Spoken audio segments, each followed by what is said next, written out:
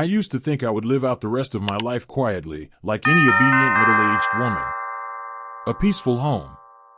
A decent husband. A predictable routine of grocery shopping, laundry, and preparing dinner. I'm 42, and I thought I was supposed to be content with all of that. Until I met Sebastian. It was my father-in-law's 70th birthday.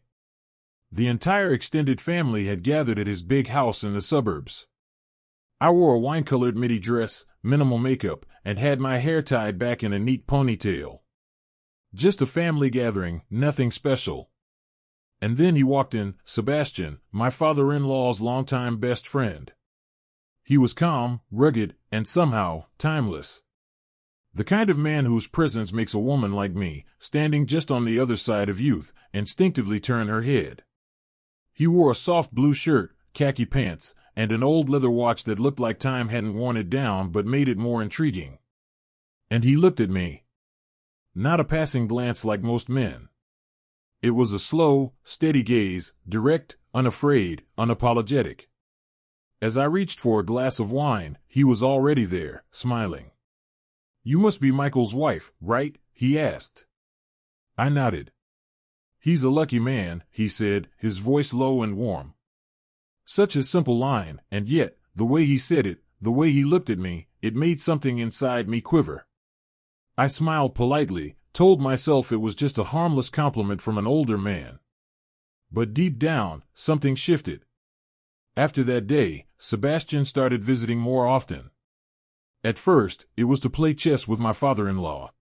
But then there were coincidental run-ins in the kitchen. A glass of wine already poured. A compliment about the cake I had baked. And then came the looks. Longer. Deeper. I started noticing the little things. When I left the room, I could feel his eyes following me. When he walked through the door, my heart skipped a beat. I told myself I was imagining things.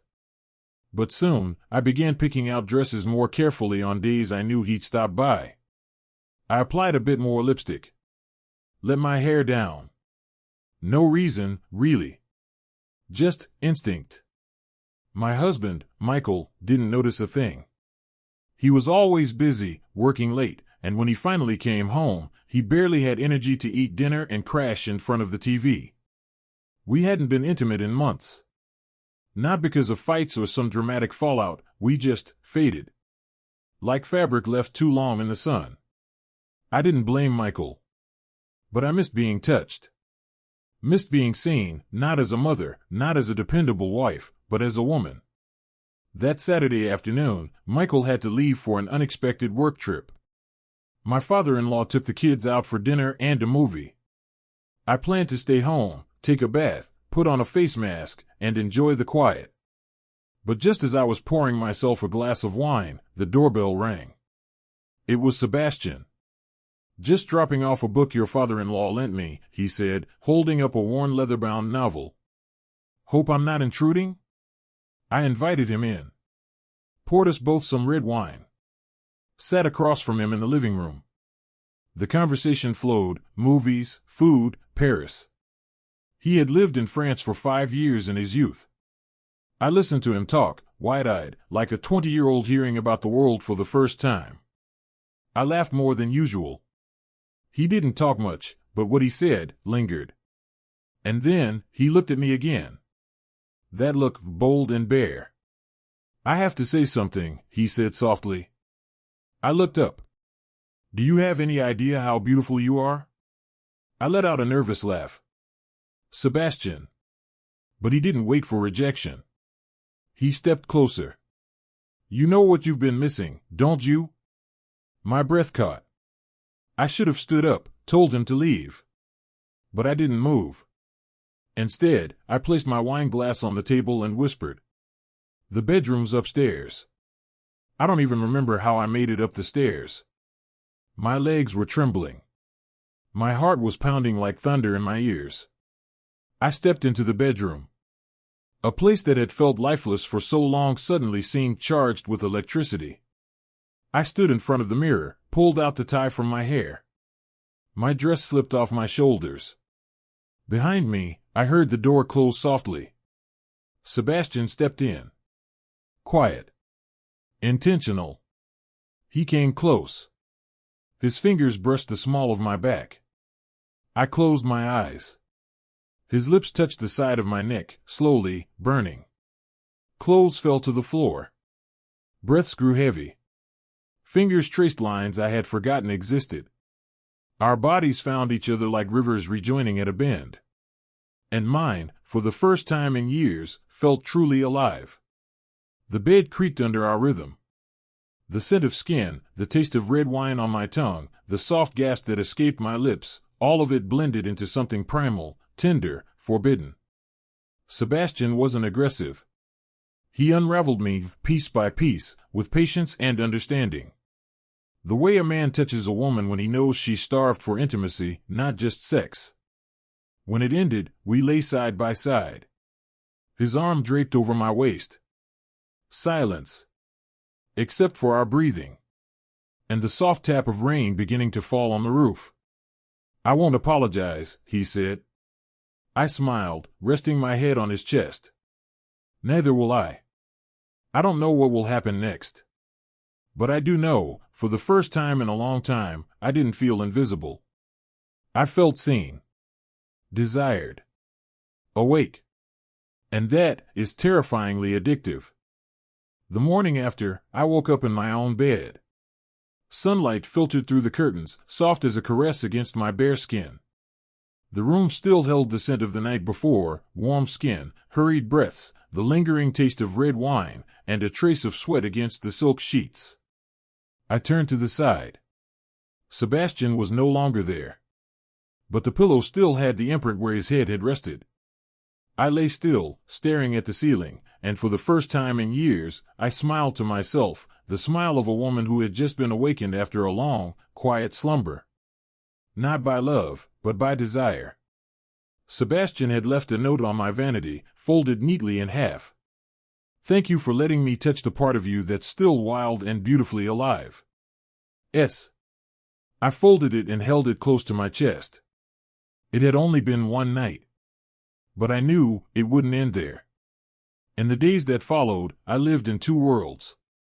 By day, I was still the composed wife, the dependable mother. I still made dinner, smiled at the right moments, asked my husband how his day was, though he often responded with a shrug and that tired look in his eyes. But at night, when my phone buzzed with a soft message, "Do you miss me?" my heart fluttered like a girl half my age. Sebastian and I began meeting in secret. Not in hotels or seedy bars, but in those small, forgotten pockets of time that life left behind. One Wednesday afternoon, I pretended to go grocery shopping and slipped into the tiny studio apartment Sebastian kept for his writing. It had nothing but a white bed, a few abstract paintings, and lazy jazz tunes floating down onto the worn wooden floor. He greeted me with a glass of red wine and that look that melted me every time. Before I could take off my coat, he was behind me, his hands around my waist, breath hot against my neck. "I've been waiting for you all day," he murmured. "Then stop waiting," I whispered, turning around and pulling him into a kiss. It wasn't rushed, but it wasn't gentle either. It was a kiss between grown people, seasoned, yet hungry like teenagers discovering themselves all over again. We fumbled through the fading daylight. I loved how he undressed me, not hastily, but like he was unwrapping something he'd dreamt about for days. I loved the way his fingers traced from my nape, over my shoulder blades, down my sides, touching places my husband hadn't visited in years. When our bodies found each other, I wasn't thinking about guilt or family or consequences. I was thinking about the warmth in my chest, the way our breath synced, the quiet moans in my throat, and how Sebastian said my name like it was a poem he'd memorized a lifetime ago. We began seeing each other more often. Sometimes it was 30 minutes in his car behind an old warehouse. Other times, it was a few hours in a small attic room outside the city, a place he called your secret heaven. I remember one time we made love during a thunderstorm. Outside, the world shook with lightning and wind. Inside, my body trembled under his, each thrust like thunder rolling through my chest. It wasn't just sex. It was something raw, powerful, and liberating, like I was being reborn with every touch. Then came the suspicion.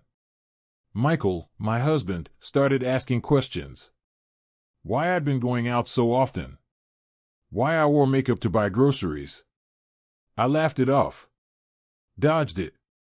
I just want to take better care of myself, I said. But deep down, I knew, if this continued, it would all unravel.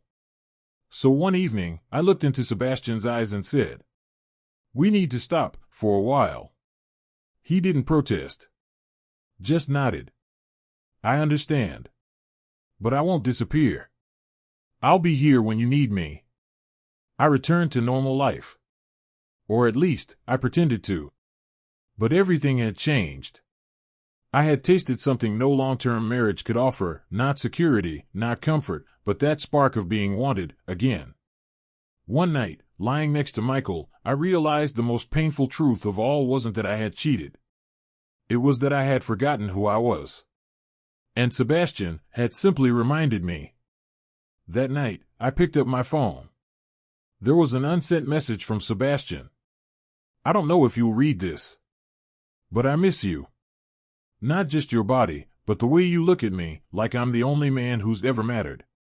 I didn't reply. Just lay there, in silence. And gently touched my lips, where his kiss still lingered, even now. I tried to forget him. I really did. I tried to fill the space with warm dinners, school pickups, the scent of morning coffee, and all the old habits I used to think were enough. But my body didn't forget. Not because of lust, no. But because of that awakening.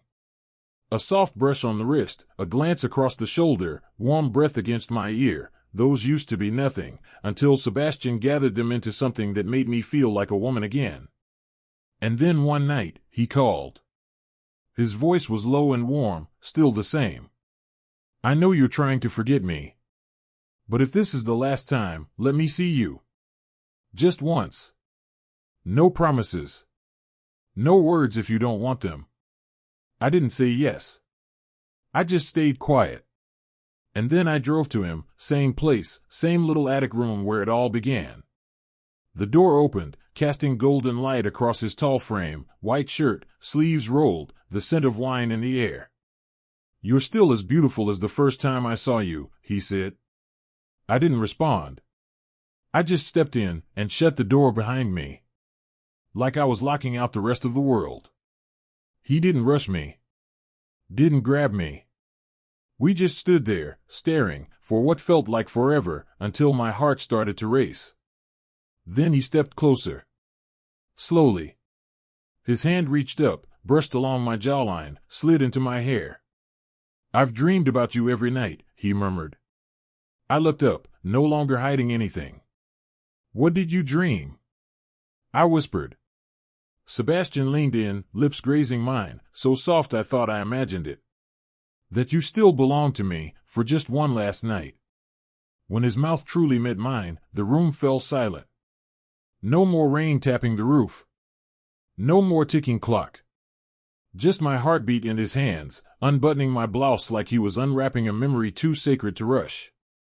He sat me on the edge of the bed, then dropped to his knees in front of me. His touch was reverent, like he was mapping out the curves he already knew by heart. Fingers brushing up my thighs, lifting my dress, not tearing, not rushing. Just looking. "Do you know how desperately beautiful you are?" he asked, voice thick with longing. I closed my eyes the moment I felt his lips press against my skin. It wasn't just a kiss. It was worship. Sebastian didn't just make love to me, he devoured me with devotion. Like I was something holy, something fleeting, something he'd only taste once in his life. When he stood and took off his shirt, I wasn't a married woman anymore. I was just me, bare, wanting, free. He pushed me gently onto the bed, his body warm and firm over mine. He entered me slowly, deeply, not to conquer, but to merge. I don't know how many times I moaned his name, how hard I clung to his back, or how many times I whispered, "Don't stop. Not yet. Not ever." We made love like we were drawing the last chapter, each kiss, each breath, every thrust like a line of poetry. He set me on his lap, holding me by the waist, his mouth trailing across my chest. My head fell back, hair cascading down, my body arching in pure, wild surrender. Each time he moved inside me, I felt like I was being filled, not just physically, but spiritually, completely. Afterward, we lay side by side in silence. No words needed. I listened to his heartbeat. Felt the sweat still cooling on his skin. "I'll never ask you to choose me," he said. "But if there's a parallel universe out there, I hope I'm the one you marry." I turned toward him, memorizing the look in his eyes. "In that universe, I'd choose you every single day," I whispered. The next morning, I woke early. Dressed quietly. Sebastian still slept, one arm stretched toward where I had lain. I leaned down and kissed his forehead. Then I walked out of the room, carrying everything with me, but leaving it all behind. Back home, Michael was brewing coffee. "Where were you?" he asked. "Went for a walk. Couldn't sleep." He nodded, didn't ask more. And I sat down, hands wrapped around a warm mug, feeling calm in a way I couldn't explain. Not guilty. Not torn. Just like a woman who had lived. I never saw Sebastian again. But every time a jazz tune plays, or red wine touches my lips, or my husband turns his back to sleep, I close my eyes and remember how he once whispered in my ear, "You've never truly lived until you live as who you really are." If this story touched something deep inside you, don't forget to subscribe. Every week, I'll bring you more true, raw, and irresistibly intimate stories, just like this one. So click that button, turn on the bell, and let's escape together, one story at a time.